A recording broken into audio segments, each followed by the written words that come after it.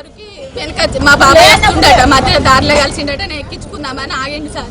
ఆగినందుకు ఆయన కారు ఆగినప్పుడు వాళ్ళు వచ్చి బైక్ తోటి వాళ్ళకి గుద్దిండ్రట సార్.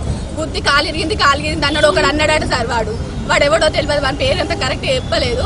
అయితే వాడు అన్న తర్వాత ఈయన దిగి మరి హాస్పిటల్ తీసుకుపోదాం పారా అని అన్నందుకు ఆ తర్వాత వెనక నలుగురు వచ్చి కొట్టిరట సార్ ఇష్టం వచ్చినట్టు. ఇవన్నీ దెబ్బలే సార్, ఇవంతా కమిలిపోయినాయి మొత్తం. కాలు ఇరిగింది అన్నోడు కూడా లేచి కొట్టిండట సార్. అది స్కెచ్ చేసినట్టు కాదా సార్, ప్లాన్ తోటి చేసేది కాదా సార్. అది మెల్లే హాస్పిటల్ తీసుకుపోయారు. ఇక్కడ తీసుకొస్తానని అన్నారు సార్ పోలీసు వాళ్ళు. ఇక్కడికైతే తీసుకురాలేదు, మరి ఎటు తీసుకుపోయిండో తెలియదు సార్. మరి ఇప్పుడు అంత ఎట్లు చేసిండు. ఈ గవర్నమెంట్ హాస్పిటల్ తీసుకొస్తాను అన్న మనిషిని ఎటు తీసుకుపోయినో తెలియదు సార్. ఇప్పుడు మాత్రం నా భర్త నాకు ఇక్కడ కావాలి, నేను ఇక్కడ నుంచి కదలేదు కదా వాళ్ళని తీసుకురాకపోతే. కొట్టినోళ్ళు అక్కడ తంగల రాయలింగు, తంగల సాగరు, తంగల రాయలింగు, చిన్న కొడుకు, ఇంకా 2-3 ఉన్నారట. ఇంకా మా సార్ కరెక్ట్ పేర్లు చెప్పలేదు. ఆయన వస్తే కదా సార్ మొత్తం తెలిసేది. తెగిపోయినా తీసుకొని పోతారు సార్ పోలీసులు తోటనే గింత ఘోరంగా ఉంటుందా సార్. ఇట్లా పట్టి అట్లా ఇడుచుకొని పోతున్నారు. మనుషులనే కండిషన్ మంచిగా లేదు సార్. ఆయనకి ఏమైనా వేయాలి మాది, నేను మాత్రం ఊరుకోను సార్. ఎక్కడికంటే అక్కడికి వెళ్తాను సార్ మేము. ఎన్ని